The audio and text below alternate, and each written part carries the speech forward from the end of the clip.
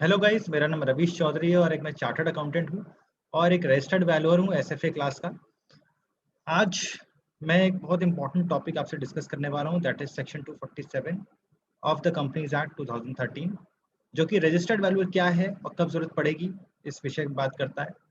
और कुछ पेनल्टीज की बात करता है कि अगर वो कॉन्ट्रवेंट करते हैं एनी सेक्शन या प्रोविजन तो उस पर क्या पेनल्टी लगेगी उस रजिस्टर्ड वैल्यूअर पे। इस पर हम चर्चा करेंगे। चर्चा करने से पहले मैं आपको बता दूं कि हाल ही में हमने मेरे को ऑथर हरीश चंद्र धमीजा जी के साथ एक वैल्यूएशन पे बुक लिखी है। इस बुक के क्या की फीचर्स हैं, क्यों आपको लेनी चाहिए एज अ चार्टर्ड अकाउंटेंट, अगर आप हैं, आप रजिस्टर्ड वैल्यूअर हैं, आप कंपनी सेक्रेटरी हैं, ICAI हैं या MBA हैं फाइनेंस में और आप वैल्यूएशन में अपनी पकड़ बनाना चाहते हैं, तो ये किताब क्यों आपके लिए आवश्यक है, इसकी हम चर्चा नेक्स्ट वीडियो में करेंगे। हालांकि हमने कोशिश की है इसमें जितने भी एक्ट हैं जहाँ जहाँ वैल्यूएशन रिक्वायरमेंट है with specimen of reports and engagement letters और केस स्टडीज, उसको हमने इसमें डिस्कस किया। तो आइए हम सीधे चलते हैं section 247 of the companies act. और पहले हम रीड करेंगे, फिर हम इसके बारे में थोड़ी सी डिस्कशन करेंगे ताकि ये पर्टिकुलर प्रोविजन आपको बहुत ही कायदे समझ में आ जाए। मैं ये मानता हूँ कि जो भी मेरे व्यूअर्स हैं वो या तो रजिस्टर्ड वैल्यूअर हैं या फिर वो करना चाह रहे हैं या फिर वो CA CS ICAI MBA finance हैं और शायद स्टूडेंट्स भी हों जो इस सेक्शन को समझना चाहते हैं। तो मैं बहुत प्रैक्टिकल अप्रोच लेके आपको ये सेक्शन समझाऊंगा और अगर अच्छा लगे तो प्लीज़ इसको लाइक कमेंट करिएगा, शेयर करिएगा ताकि ये पहुंचे दूसरे तक। सर, सेक्शन 247 बात करता है रजिस्टर्ड वैल्यूअर को। ये चैप्टर नंबर 17 है, रजिस्टर्ड वैल्यूअर्स, और सेक्शन 247 की बात करता है। आइए सबसे पहले जाने कि सेक्शन 247 रजिस्टर्ड वैल्यूअर का सेक्शन है, तो इसको याद कैसे करें। ये सेक्शन रजिस्टर्ड वैल्यूअर का हो तो यहाँ पर एक छोटा सा मैं आपको एक एग्जांपल देना चाह रहा हूँ। 247, 2 का फुल फॉर्म निकालिए, V, L फॉर लव और 7 फॉर वैल्यूअर्स। तो इसके थ्रू आप याद रख सकते हैं कि सेक्शन 247 ऐसा सेक्शन है जो वैल्यूअर्स की बात करता है और वही आज हम हमारा विषय है, वही हम आज पढ़ने जा रहे हैं। तो आइए इसको रीड करते हैं, उसके बाद हम डिस्कस करते हैं, ठीक है। सेक्शन 247 सबसेक्शन 1 कहता है where a valuation is required to be made in respect of any property, stock, shares, debentures, securities और गुडविल और any other asset or net worth of a company or its liabilities under the provision of this act, it shall be valued by a person having such qualification and experience and registered as a valuer in such manner on such terms and condition as may be prescribed and appointed by audit committee or in the absence of audit committee board of directors of that company. Sir, subsection 1 of section 247 कहता है कि जहां जहां valuation की requirement है company में, जहां जहां कंपनीज में वैल्यूएशन की रिक्वायरमेंट है, किस वैल्यूएशन की, या वो प्रॉपर्टी हो, स्टॉक हो, शेयर्स हो, डिबेंचर हो, सिक्योरिटीज हो, गुडविल हो या फिर कोई अदर एसेट्स हो या फिर नेटवर्थ ऑफ द कंपनी भी हो या फिर लाइबिलिटी हो, लाइबिलिटी की वैल्यूएशन करनी हो अंडर दिस प्रोविजन, यानी इस प्रोविजन में, यानी कंपनीज एक्ट में कहीं भी आपको जरूरत पड़े कभी भी किसी एसेट, लाइबिलिटी या नेटवर्थ की वैल्यूएशन की, तो आप वो कौन करेगा, इट शैल बी वैल्यूड। शैल का मतलब मैंडेटरी है, आप उसको डेविएट नहीं कर सकते हैं। It shall be valued bye a person जिसके पास वो क्वालिफिकेशन हो जिससे कि वो रजिस्टर्ड वैल्यूअर कहलाए। यानी इन शॉर्ट ये कह रहा है कि कंपनीज में जहां जहां वैल्यूएशन की रिक्वायरमेंट है, जिस जिस सेक्शन में इस कंपनीज एक्ट में रिक्वायरमेंट है वैल्यूएशन की, वहां पर रजिस्टर्ड वैल्यूअर ही वैल्यूएशन कर सकता है। और इसको अपॉइंटमेंट कौन देगा, ये बड़ी बात है। देखिए ध्यान रखिएगा, अगर ऑडिट कमेटी है, अगर कंपनी में ऑडिट कमेटी है तो ऑडिट कमेटी ही रजिस्टर्ड वैल्यूअर को अपॉइंटमेंट देगी। मगर अगर ऑडिट कमेटी नहीं है तो वहां पर बोर्ड ऑफ डायरेक्टर भी अपॉइंटमेंट दे सकते हैं। ऑडिट कमेटी कहाँ इंपॉर्टेंट है, कहाँ पर मैंडेटरी है। ऑडिट कमेटी वहां मैंडेटरी है जो लिस्टेड कंपनीज हैं। अदर देन लिस्टेड कंपनीज जहां पर ऑडिट कमेटी नहीं है वहां पर बोर्ड ऑफ डायरेक्टर्स आपको अपॉइंटमेंट देंगे। इन शॉर्ट फिर से मैं बता दूं, ये कह रहा है सेक्शन 247 क्या कह रहा है, सेक्शन 247 कह रहा है जहां जहां वैल्यूएशन की रिक्वायरमेंट है, सेक्शन 247 कह रहा है जहां जहां वैल्यूएशन की रिक्वायरमेंट है कंपनीज में, वहां उसको कौन करेगा, उसको करेगा registered valuer. where valuation of assets, net worth or liability under this provision, it shall be valued by registered valuer. और उसको कौन अपॉइंटमेंट देगा? अगर ऑडिट कमेटी है आपकी कंपनी में, यानी अगर लिस्टेड कंपनी है तो वो ऑडिट कमेटी ही आपको अपॉइंटमेंट देगी। मगर अगर ऑडिट कमेटी नहीं है, यानी लिस्टेड कंपनी नहीं है और लिस्टेड कंपनी ना होने पर भी उसके पास ऑडिट कमेटी नहीं है, जो मैंडेटरी नहीं है, तो आपको बोर्ड ऑफ डायरेक्टर्स अपॉइंटमेंट देंगे। तो सबसेक्शन 1 बहुत ही क्लियर है। यहाँ पर एक बात मैं और ऐड करना चाहता हूँ। एक कन्फ्यूजन बड़ा मेरे पास बहुत सारे फ़ोन आते हैं, ईमेल्स आते हैं, जो ये पूछते हैं कि सर मैं रजिस्टर्ड वैल्यूअर हूँ, क्या मैं इनकम टैक्स की वैल्यूएशन कर सकता हूँ? सर मैं रजिस्टर्ड वैल्यूअर हूँ, क्या मैं आईबीबीआई में वैल्यूएशन कर सकता हूँ? सर मैं रजिस्टर्ड वैल्यूअर हूँ, क्या मैं बैंकिंग रेगुलेशन एक्ट के थ्रू वैल्यूएशन कर सकता हूँ? तो sir let me very clear कि सेक्शन 247 स्पेसिफिकली कह रहा है कि अंडर दिस प्रोविजन ओनली। अगर आप देखेंगे इसमें लिखा है where valuation is required to be made in respect of so under this provision, मतलब ये बिल्कुल क्लियर कट कह रहा है कि सिर्फ कंपनीज एक्ट में रजिस्टर्ड वैल्यूअर को अभी सिर्फ कंपनीज एक्ट में रजिस्टर्ड वैल्यूअर को डिफाइन किया गया है। तो एज अ रजिस्टर्ड वैल्यूअर आप इनकम टैक्स की वैल्यूएशन नहीं कर सकते हैं। एज अ रजिस्टर्ड वैल्यूअर आप बैंकिंग रेगुलेशन एक्ट में वैल्यूएशन नहीं कर सकते हैं, क्योंकि उन एक्ट्स ने आपको अभी रिकॉग्नाइज नहीं किया है। बट बहुत ही जल्दी जैसे ही ड्राफ्ट वैल्यूएशन बिल पास हो जाएगा बोथ हाउसेस में, तो मेरे ख्याल से 14 अलग अलग एक्ट्स हैं जहां पर रजिस्टर्ड वैल्यूअर एलिजिबल हो जाएंगे वैल्यूएशन के लिए, क्योंकि वहां पर जो कमिटी है उसमें 16 ऐसे मेंबर्स हैं जो डिफरेंट एक्ट्स और डिफरेंट डिपार्टमेंट्स के हैं। तो वहां पर आपको ये मिल जाएगा जी।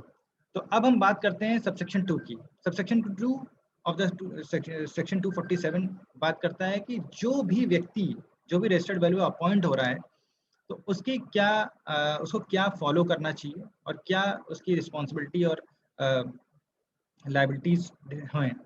तो सर सेक्शन 247 क्लॉज ए कहता है कि रजिस्टर्ड वैल्यूअर फिट होना चाहिए, FIT फिट होना चाहिए। फिट मतलब क्या? फेयर वैल्यूएशन दे, इम्पार्शियल हो और ट्रू वैल्यूएशन दे।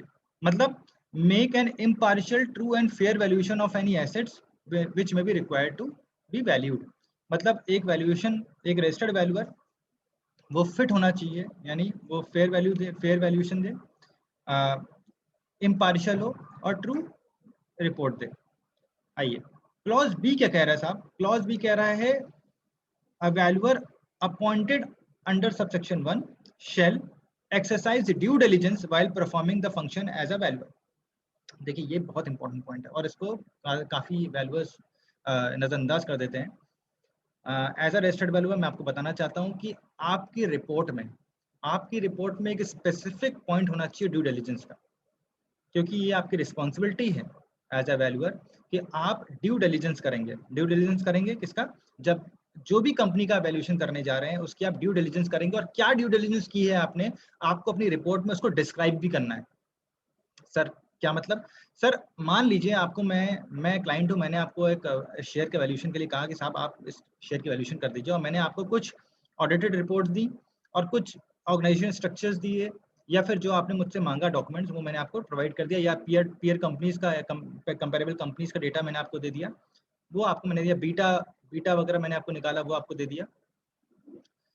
तो एज अ वैल्यूअर आपकी जिम्मेदारी यहाँ नहीं खत्म हो जाती है कि आपको कंपनी ने कोई डेटा प्रोवाइड कर दिया तो आप उस डेटा को आंख बंद करके उस पर विश्वास करके अपनी वैल्यूएशन रिपोर्ट बना देंगे।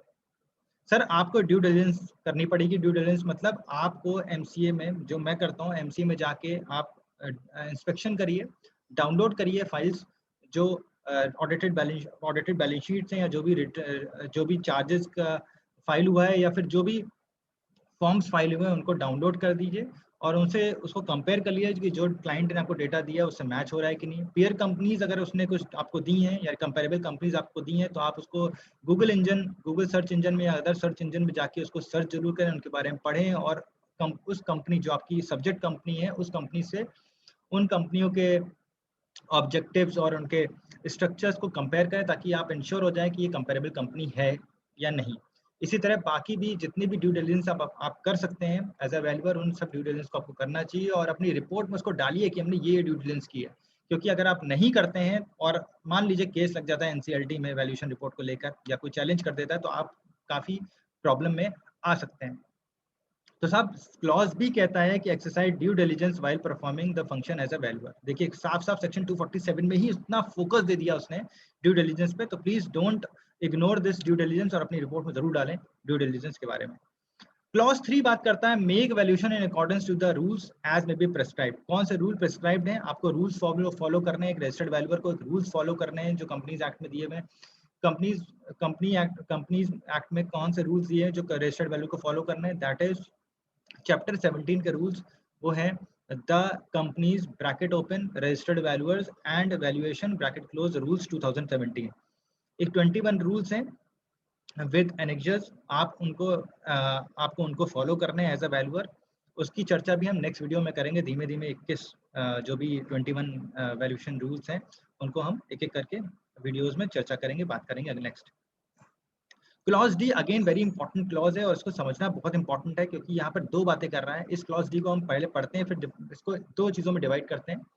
ये कह रहा है not to undertake valuation of any assets in which he has a direct और इनडायरेक्ट इंटरेस्ट, ठीक है, और become so interested at any time during a period of 3 years prior to his appointment as a valuer or 3 years after the valuation of assets was conducted by him।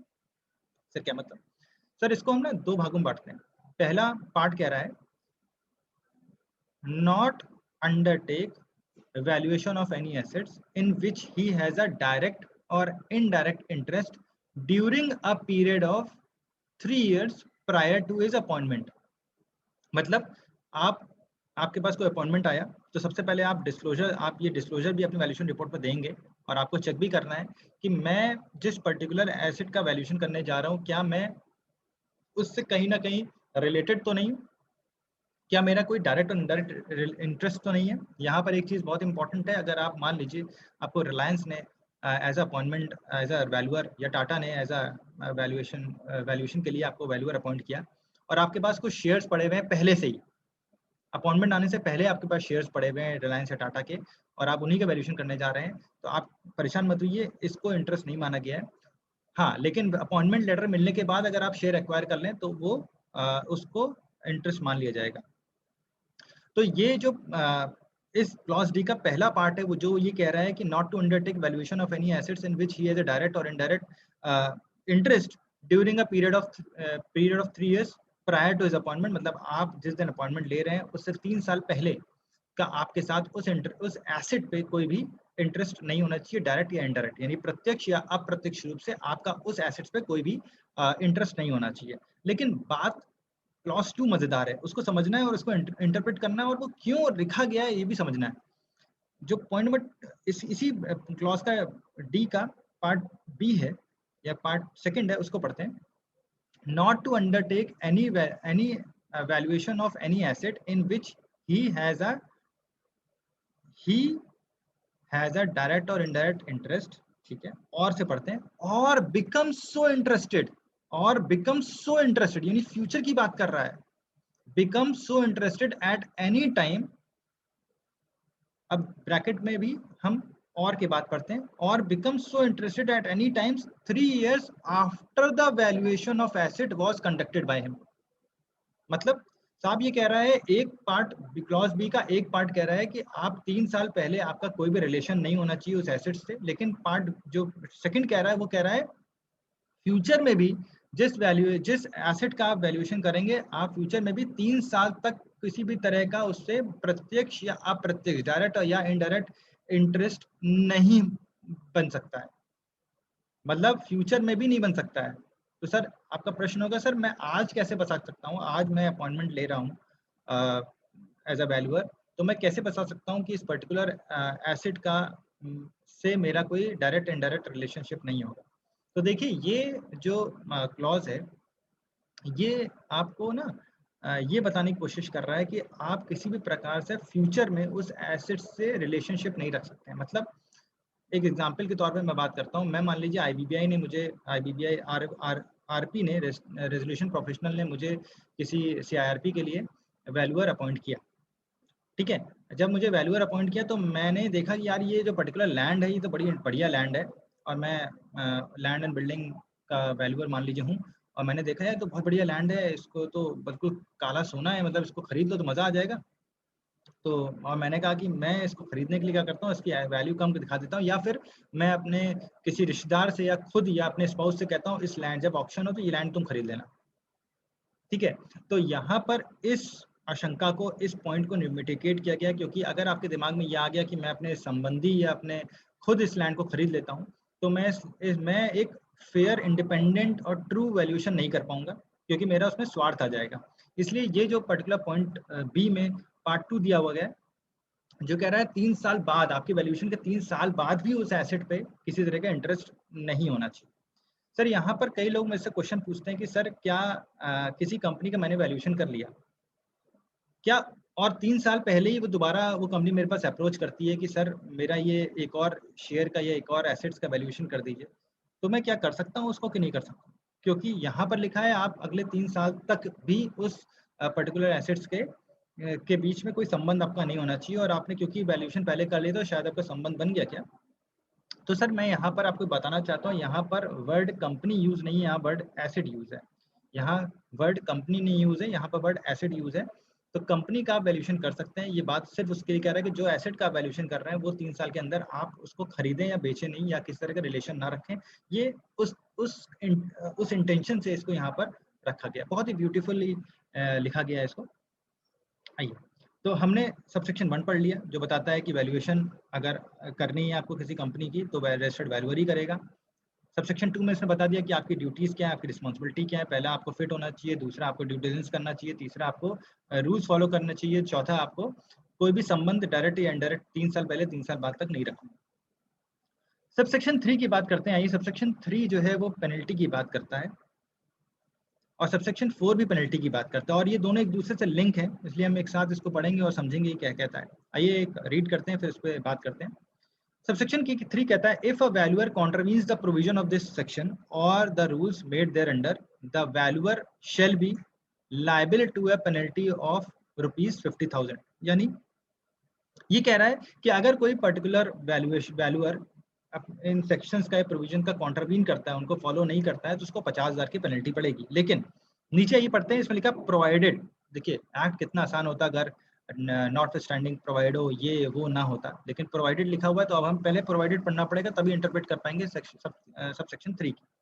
Provided that if the valuer has contravened such provision with intention to defraud, ध्यान रखिएगा, intention to defraud the company or its member।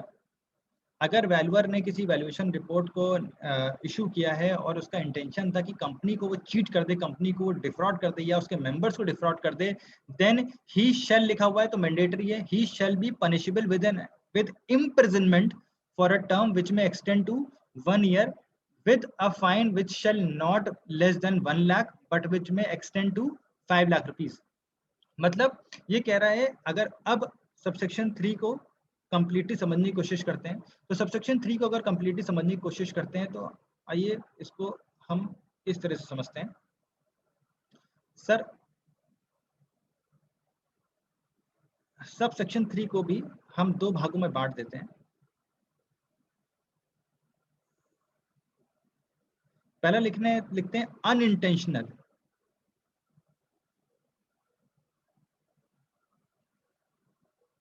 और दूसरा लिखते हैं intentional. यानी पहला unintentional कोई negligence हो गई, आपने रूल फॉलो नहीं किए, मगर आपके वैल्यूएशन रिपोर्ट में इंटेंट टू डिफ्रॉड नहीं है। और ध्यान रखिएगा, इंटेंट टू डिफ्रॉड आपको साबित करना है, ओनर्स टू प्रूफ आपको है कि हमारा कोई इंटेंशन गलत नहीं था।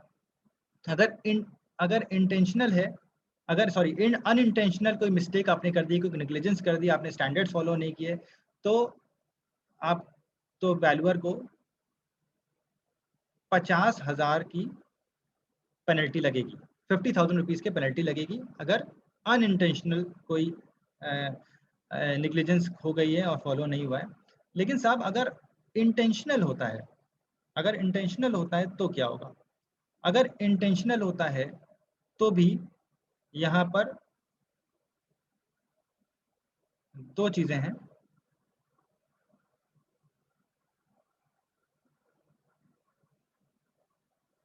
अगर इंटेंशनल हो जाता है तो पहला, अप टू 1 ईयर जेल या फिर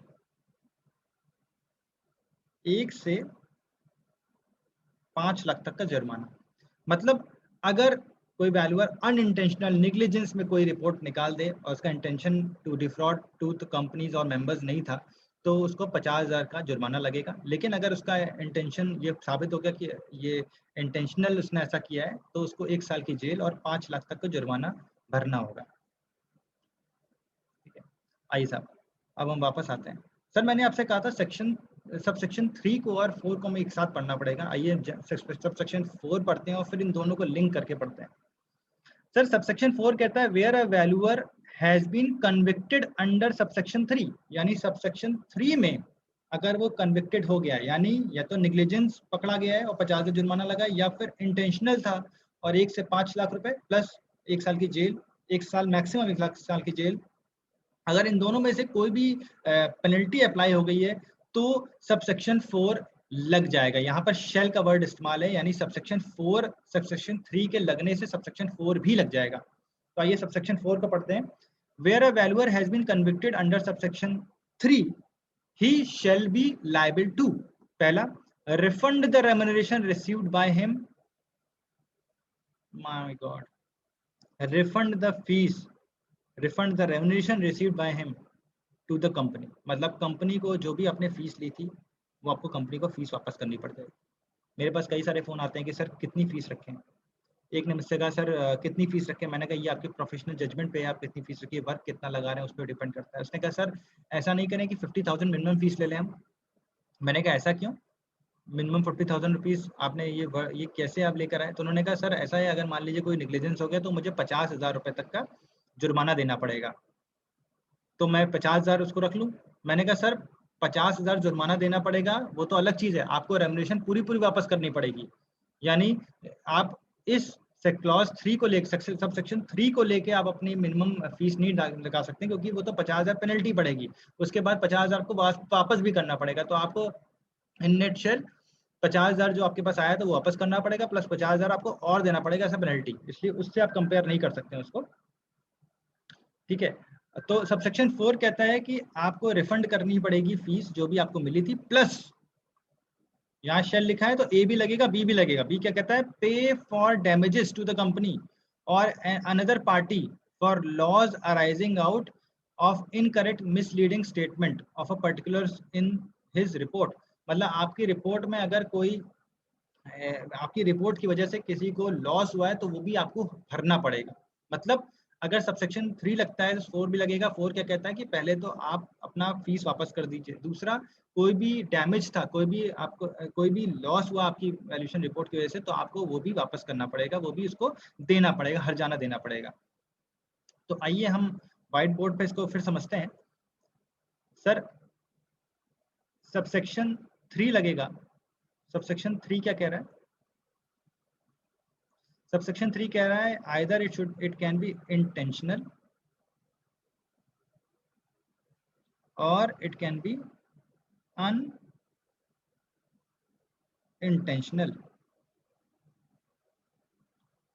अगर वो इंटेंशनल है साहब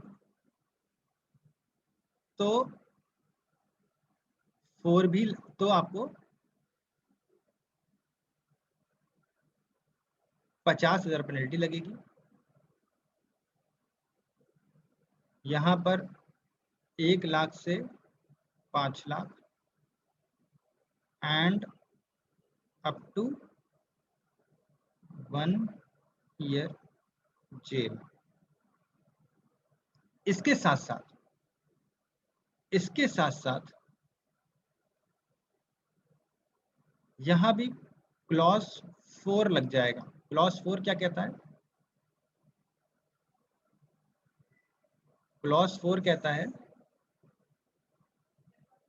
रिफंड फीस जो भी आपको मिली एंड पे फॉर डैमेज। और यहाँ भी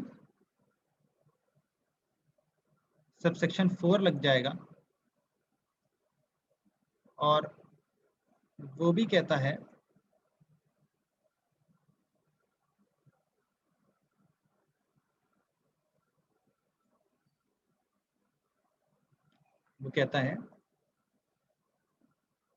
refund fees and pay damages। मतलब सर इंटेंशनल हो या अनइंटेंशनल हो, सब सेक्शन 4 भी लग जाएगा, जहाँ पर आपको जो भी फीस मिली वो वापस करनी पड़ेगी और जो भी डैमेज हुआ है वो वापस करना पड़ेगा। तो इस चीज़ का ध्यान रखिएगा कि एक वैल्यूअर को अब रिपोर्ट निकालते समय ये बहुत ध्यान रखना पड़ेगा कि उसने ड्यू डिलिजेंस किया है कि नहीं, उसने प्रॉपर रिपोर्ट निकाली है कि नहीं, आपकी रिपोर्ट स्पीकिंग होनी चाहिए। और मैं हमेशा ये कहता हूँ कि आपकी रिपोर्ट्स में नंबर्स कम और स्टोरी ज़्यादा होना चाहिए। आप जो भी कंक्लूजन लेकर आ रहे हैं उसको आपको बहुत ही कायदे से, बहुत ही अच्छी तरह से आपको उसको समझाना पड़ेगा, उसको डिस्क्राइब करना पड़ेगा कि जो भी आप सोच रहे हैं वो आपकी रिपोर्ट में आना चाहिए। जो यूज़र होगा उसको ये पता होना चाहिए कि वैल्यूअर क्या सोच के, उसका क्या दिमाग में चल रहा था, उसने ये रिपोर्ट बनाई है। हम अपने अगले वीडियो में थोड़ा सा वैल्यूएशन रिपोर्ट कैसे लिखी जानी चाहिए, क्या परफेक्ट वैल्यूएशन रिपोर्ट होनी चाहिए, क्या इंग्रेडिएंट्स होने चाहिए उस वैल्यूएशन रिपोर्ट में, उसके बारे में डिस्कस भी करेंगे अगले रिपोर्ट्स में। और आपको क्या चाहिए, आप क्या जानना चाहते हैं एज अ रेजिस्टर्ड वैल्यू जब आप रिपोर्ट बना रहे हैं, तो आपने क्वेश्चंस मुझे कमेंट बॉक्स में डालिए ताकि मैं उनको भी आपके साथ साझा करूं कि क्या आपके कैसे रिपोर्ट बननी चाहिए, और क्या जो भी आपके क्वेश्चंस है उसको मैं सॉल्व करूंगा अपने वीडियो में। और क्या टॉपिक आप चाहते हैं एज अ वैल्यूअर समझाने के लिए, तो मैं भी वो भी आपको समझाऊंगा। तो आइए छोटा सा फिर एक रिवीजन कर लें जो आपने पढ़ा है। हमने जो भी पढ़ा है उसके छोटा सा एक रिवीजन कर लेते हैं सब।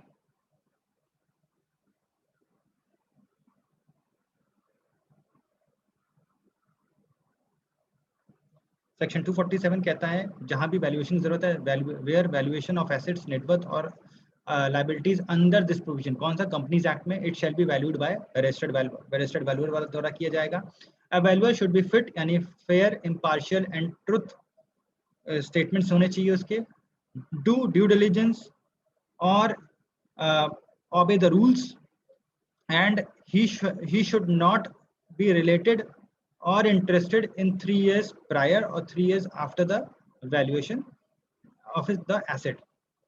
अगर इंटेंशनल में अनइंटेंशनल मिस्टेक होती है तो 50,000 की पेनल्टी पड़ेगी। अगर इंटेंशनल मिस्टेक हो जाती है तो 1 लाख से 5 लाख तक का जुर्माना और अप टू 1 ईयर जेल हो जाएगी। इसके साथ साथ अगर सबसेक्शन 3 लगता है तो सबसेक्शन 4 भी लगेगा। सबसेक्शन 4 कहता है कि आपको रिटर्न करनी पड़ेगी फीस, return the fees and pay for the damages to the party in both the cases, that is intentional and unintentional. अब साहब एक छोटा सा इस वीडियो को हम खत्म करने से पहले एक छोटा सा एक और आपसे क्वेश्चन पूछते हैं। सर रजिस्टर्ड वैल्यूअर कहाँ डिफाइन है? सेक्शन 247 यानी कंपनीज एक्ट के अंडर रजिस्टर्ड वैल्यूअर डिफाइंड है। तो साहब ये बताइए कि आईबीबीआई, आप सब जानते होंगे, जो भी रजिस्टर्ड वैल्यूअर के स्टूडेंट्स हैं वो सब जानते होंगे कि आईबीबीआई इस पूरे वैल्यूएशन प्रोफेशन को रेगुलेट कर रहा है। तो सर एमसीए ने डिफाइन किया है कंपनीज एक्ट के थ्रू, और रेगुलेट कौन कर रहा है? आईबीबीआई। और दोनों अलग अलग चीजें हैं। IBBI insolvency and bankruptcy code 2016 है और कंपनीज एक्ट 2013 अलग है। तो सर एमसीए रेगुलेट ना करके आईबीबीआई कैसे रेगुलेट कर रहा है इस पर्टिकुलर प्रोफेशन को? मेरे पास अक्सर क्वेश्चन आते हैं, लोग कहते हैं नहीं सर आईबीबीआई ने डिफाइन कर रखा है। आईबीबीआई ने रजिस्टर्ड वैल्यू को नहीं डिफाइन कर रखा है। आईबीबीआई ने अडॉप्ट कर रखा है कि सेक्शन रेगुलेशन 35 में उन्होंने क्या रखा है कि जहां जहां वैल्यूएशन की जरूरत पड़ेगी वहां पर आरपी आपके रजिस्टर्ड वैल्यू सेक्शन 247 वाले को ही अपॉइंटमेंट देगा। तो साहब ये रेगुलेट कैसा कर रहा है? सर रेगुलेट कर रहा है सेक्शन 458 की वजह से। Section 458 of companies act 2013 empowers करता है सेंट्रल गवर्नमेंट को कि आप रूल्स के अलावा कोई भी पावर किसी को दे सकते हैं, डेलीगेट कर सकते हैं। सेक्शन 458 कहता है। आइए सेक्शन 458 को पढ़ ले, फिर हम इस स्लाइड में वापस आते हैं। ये बहुत इंपॉर्टेंट टॉपिक है क्योंकि बहुत सारे लोगों को पता नहीं है कि भाई ये आईबीबीआई हमको क्यों रेगुलेट कर रहा है और क्या रीजन है आईबीबीआई को रेगुलेट करने की। आइए यहाँ पर सेक्शन 458 खोल लें।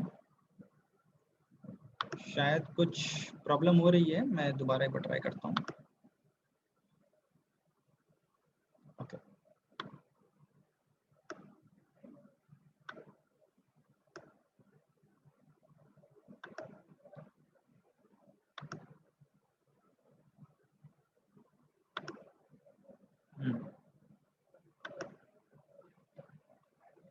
सेक्शन 458 जो मैं यूज कर रहा हूँ इस समय, ये ई बुक है MC21 ministry of corporate affairs की वेबसाइट, ऑफिशियल वेबसाइट में ई बुक का ऑप्शन है। बहुत ही अच्छा है। आपको जब भी कोई सेक्शन रीड करना हो या कोई भी पर्टिकुलर चीज़ समझनी हो तो आप डायरेक्टली इस ऑफिशियल वेबसाइट के थ्रू जाइए। अपडेटेड वेबसाइट है और जो भी नया भी इसी सेक्शन को यूज करते हुए MCA ने, सेंट्रल गवर्नमेंट ने ये जो पावर टू रेगुलेट है, इस प्रोफेशन को रेगुलेट करना है, वो किसको दे दी? IBBI को दिया है। तो यहाँ पे इस पॉइंट को हम पढ़ते हैं। Section 458 of the companies act 2013, the central government में delegates its power any of its power under this act, यानी इस एक्ट में इन सेक्शन 247 की पावर रेगुलेट करने वाली को किसको दे दिया?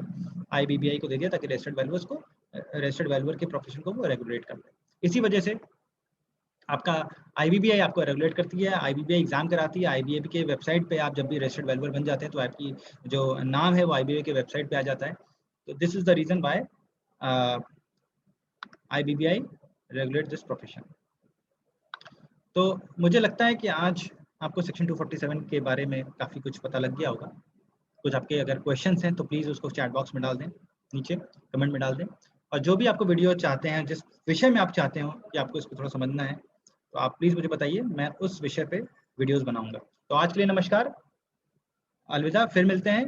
और याद रखिए, अगर किसी भी तरह की आपको कोई प्रॉब्लम है रिलेटेड कि आप वैल्यूएशन रिपोर्ट कैसी होनी चाहिए, किस किस सेक्शन में कहाँ ज़रूरत है आपकी, कैसे वैल्यूएशन करनी है आपको, क्या मेथोडोलॉजीज हैं, तो इस बुक में आपको सब कुछ मिलेगा। और जल्दी ही मैं आपको इस बुक के बारे में बताऊंगा। Thank you so much.